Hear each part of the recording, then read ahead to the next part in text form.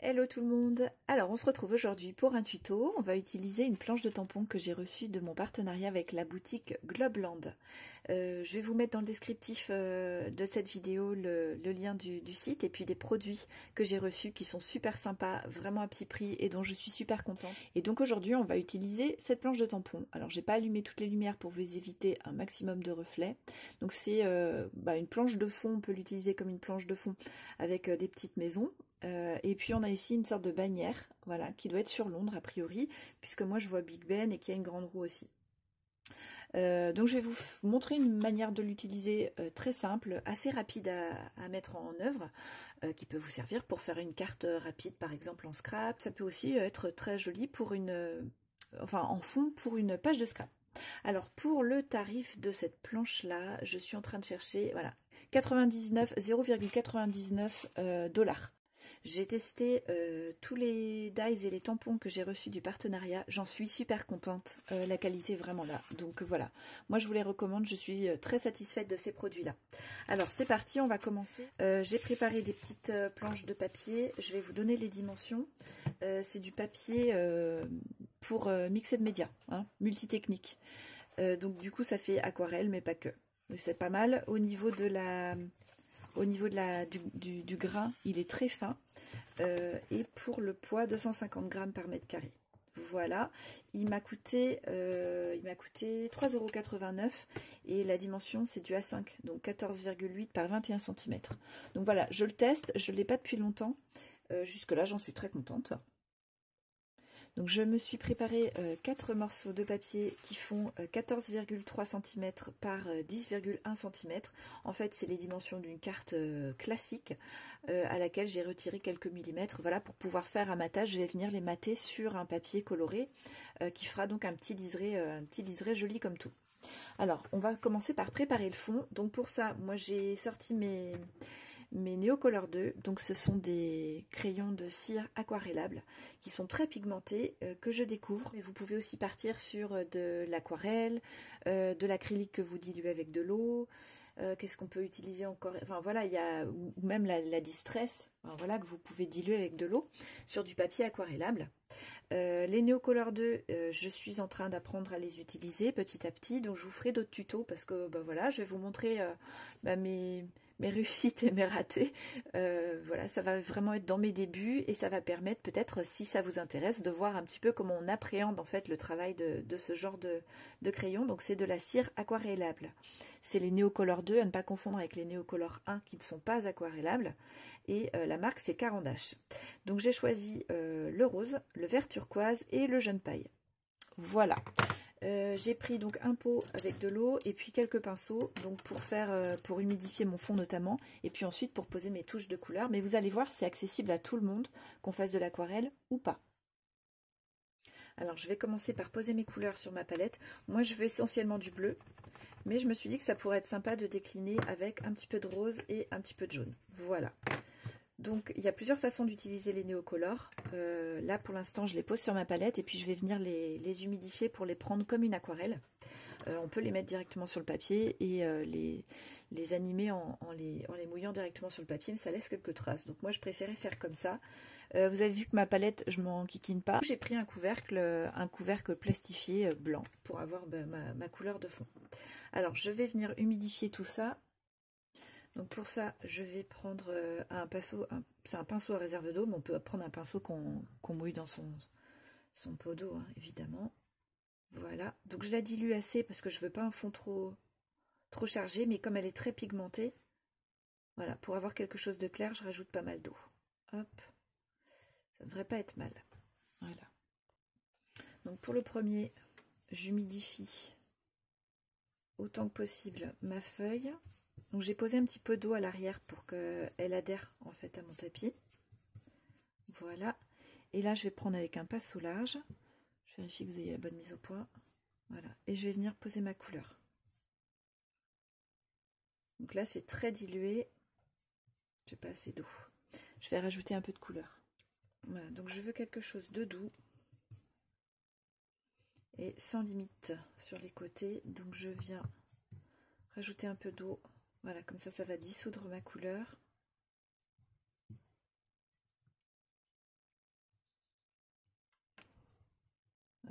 Et je vais poser quelques touches de couleur encore.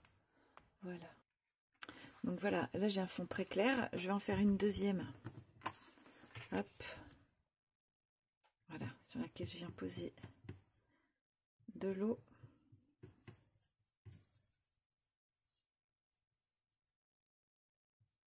Donc j'avais un petit peu de bleu parce que j'ai essuyé mon crayon sur mon pinceau qui était humidifié, mais c'est pas grave. Là je veux qu'il y ait un peu plus de couleur. L'autre me paraissait vraiment trop clair.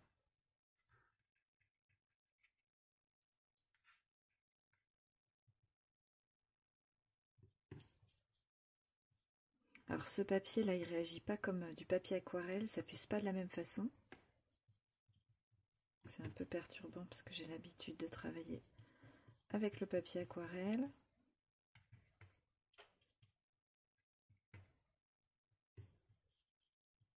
Voilà. Je vais rajouter encore du bleu pour augmenter ma teinte, intensifier ma couleur.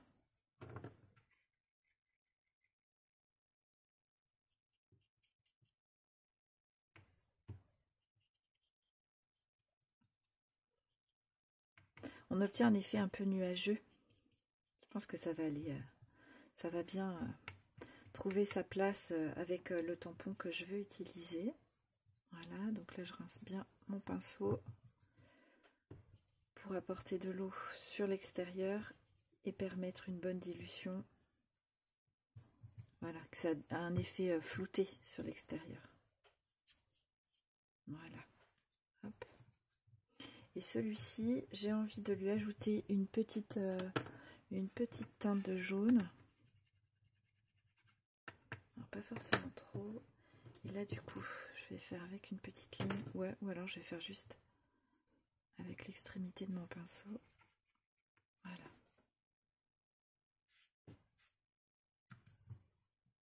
Et coloré, hein. Alors là, je vais le diluer. Voilà. Je vais juste tapoter avec juste de l'eau autour pour lui permettre de se diluer, de diffuser. Voilà. Alors, je vais le sécher. Je coupe la vidéo le temps de le sécher parce que mon heat gun fait du bruit, évidemment. Je vais vous épargner ça. Alors, je vous montre le résultat de la deuxième. Donc là, comme j'avais rempli, j'avais mis de l'eau sur absolument toute ma feuille et que j'en ai rajouté autour, on a un effet de pigment qui a migré vers l'extérieur. Je ne sais pas si vous allez bien le voir. Je trouve ça très intéressant. Et donc vous avez cette petite ligne de jaune là qui a fusé, qui est toute jolie. Alors maintenant, j'ai envie de faire d'une autre manière. Donc je prends un autre papier et là, je vais tout humidifier. Voilà. Donc j'ai bien mis de l'eau partout et je vais essayer juste de poser des petites couleurs, mais alors diluées si possible, très douces. Voilà, je vais commencer avec vraiment... Ouais, très bien. Que ce soit des touches de couleurs très discrètes. Voilà. Je vais faire pareil avec mon jaune.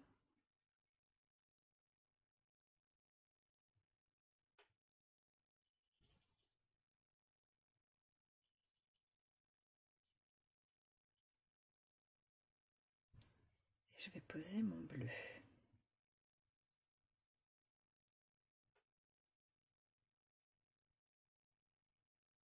Je vois qu'elles sont vraiment diluées mes couleurs. Alors je vais peut-être essayer d'intensifier mon rose un petit peu.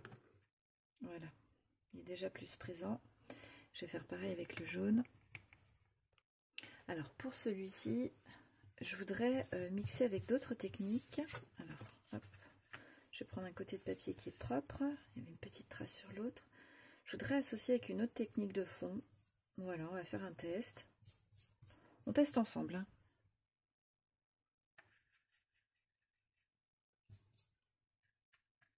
Là, je vais essayer de déposer de la couleur vraiment chargée.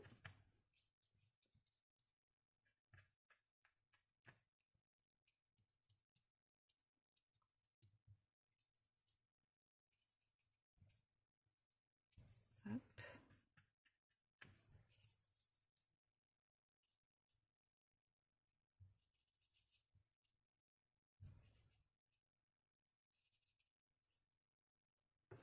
Alors mon résultat, je vais le laisser sécher et je vais faire également un peu de colorisation sur un papier, sur un autre papier blanc qui va me servir pour tamponner mon titre. Alors pour ce fond là que j'ai fait plus foncé, j'ai envie de faire un effet de superposition avec un pochoir. Voilà, donc ça c'est des pochoirs qui viennent de Action que j'ai depuis un bon moment. Donc j'ai sélectionné celui-ci. Voilà, et je l'avais jamais utilisé. Donc on va le tester. Je pense que je vais la positionner dans ce sens-là au niveau du motif de mon tamponnage. Voilà. Et je me suis sélectionné 2 couleurs pour voir au niveau de la superposition ce que ça va donner. On a un bleu mais qui tire légèrement sur le vert. Voilà, donc je vais partir sur un vert. On va tester.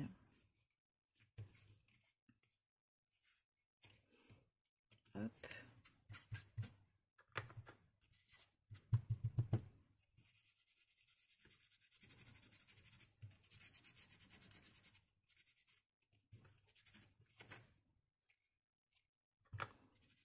Ça m'a l'air de bien se fondre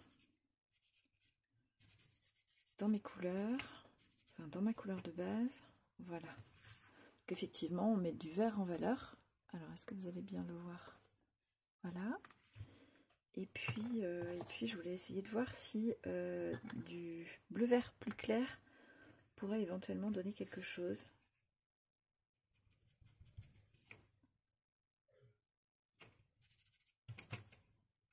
J'ai peur qu'il ne se voit pas du tout en fait. Ouais. Il ne se voit pas. À la limite, je vais le mettre à l'extérieur.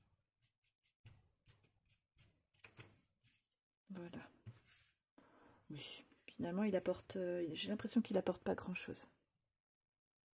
Alors là, je vais utiliser la partie la plus grande de mon tampon maison. Alors, est-ce que c'est droit? Hop. J'essaie d'avoir à peu près quelque chose de droit. Voilà. Donc je vais appliquer, je vais tamponner à la Versafine claire. Donc mon tampon est bien, mon fond est bien sec. Hein, et je vais pas mettre de l'encre évidemment sur toute la hauteur. Je vais m'arrêter assez haut. Voilà.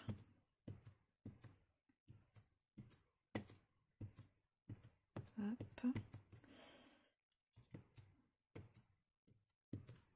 Et je vais même peut-être venir gommer le bas. Je sais pas si ça va donner un côté estompage, mais je vais essayer. Voilà, avec mon chiffon. Hop.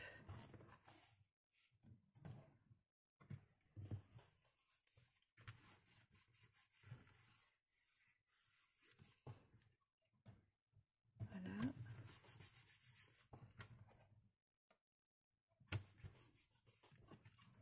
Et voilà, ouais, ça effectivement, ça estompe avec le chiffon.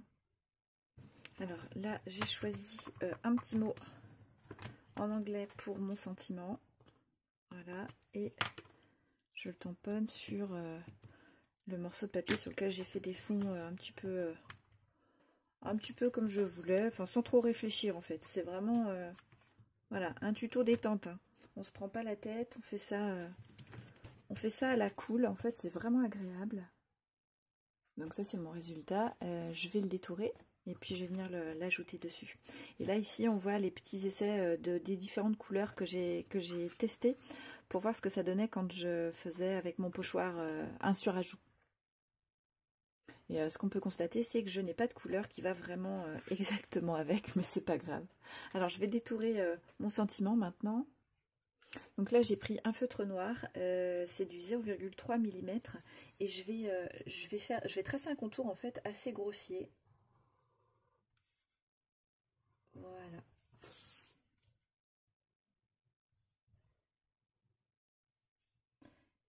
Hop, et à la limite, je vais jouer sur les dépassements de ligne. Et pour qu'il s'intègre un peu plus dans ma carte, je vais utiliser la couleur que j'ai utilisée avec mon pochoir. Juste pour voilà, faire un petit rappel sur le pourtour de l'étiquette. Voilà. et je vais venir la coller. Alors là, je pense que je vais prendre une mousse pour donner un effet 3D. Impeccable. Hop. Et je vais mater maintenant ma carte sur un papier qui vient de ce bloc-là, Colored Paper Pad with Glitter. Donc ça, c'était sorti, je dirais, en début d'année, en début de cette année. On a différentes teintes de bleu, mine, turquoise, presque vert, pan un peu, voilà. Et je voudrais bien voir si on peut être sur des couleurs proches. Ah, c'est pas mal. La teinte au-dessus. Ouais, là on est vraiment dans les mêmes couleurs. Donc j'oubliais de dire, ce bloc-là, il vient de Action. Et j'ai vu le grammage, 180 grammes. Voilà. Donc je l'avais pris en rose également. Je l'ai préparé, il est là, à côté. On verra si éventuellement une autre des cartes que j'ai faites irait avec. Et je vais préparer là pour l'instant mon fond. Et voilà ma première carte terminée, donc je l'ai matée sur le petit papier que je vous montrais. Alors l'intérêt de ce papier, c'est qu'il est recto verso au niveau de sa couleur, donc ça c'est un vrai plus pour un dos de carte, c'est très joli comme ça. Et puis j'ai rajouté donc un petit contour noir pour faire ressortir, mettre en valeur en fait la partie tamponnée en noir. Et finalement on se retrouve avec deux couleurs dominantes pour cette carte, et ça reste tout simple. Je trouve que l'effet est tout de suite sympa. Alors, je vais préparer les autres. Donc là encore, j'ai essayé d'estomper mon pourtour avec mon petit chiffon. Hop, on va voir ce que ça donne.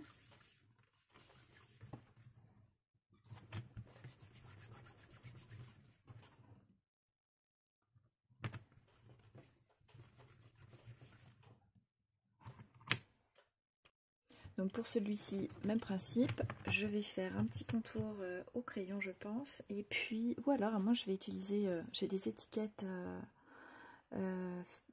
Fagnon. Hop, j'avais préparé.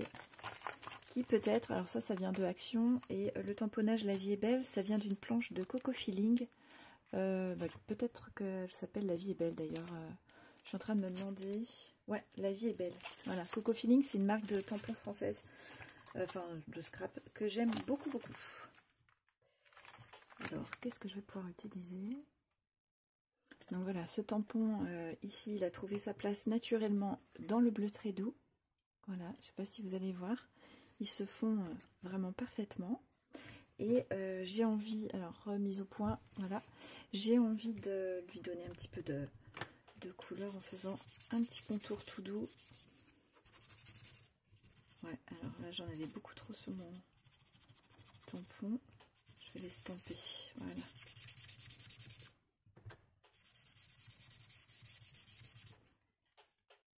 Donc celle-ci, je l'ai matée sur un fond rose pâle. Voilà. Pour essayer de faire ressortir aussi des petites couleurs, ce jaune, ce rose. Voilà, alors que celle-ci mettait vraiment l'avant sur... mettait vraiment la couleur intense en avant. Et maintenant, on va tester la partie du dessous, là, qui me fait penser à Londres. Donc, un peu comme une frise. Voilà. Hop. Super, ça rend vraiment bien. Hein. Ces tampons sont vraiment très fins. J'aime beaucoup le résultat. Donc là, je vais utiliser un cadre pour faire le contour de mon petit texte, une étiquette. Donc ça vient aussi de Coco Feeling. Et ça, c'est la planche L'amour est une fête. Voilà. Et puis je vais faire une petite étiquette à côté que je pourrais éventuellement, si j'ai envie, glisser dessous, parce que mon texte il est tout petit, donc pour une carte parfois c'est mieux de donner un petit peu de plus de présence.